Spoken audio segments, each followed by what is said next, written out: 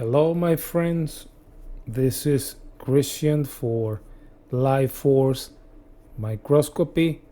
Today, I'm going to tell you a little bit about blood clots.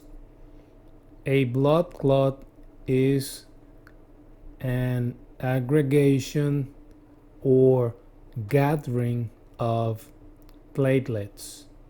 When they come together, they form a mass or clump that will be or will have a tendency to attract to it more particles such as waste products found freely circulating in blood.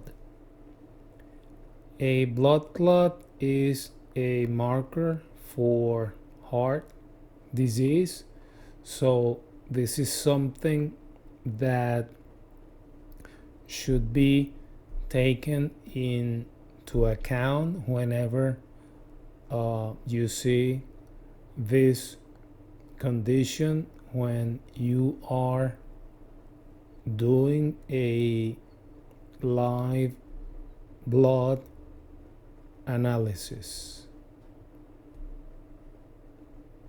I hope you find this video interesting, and I'll see you on my next one.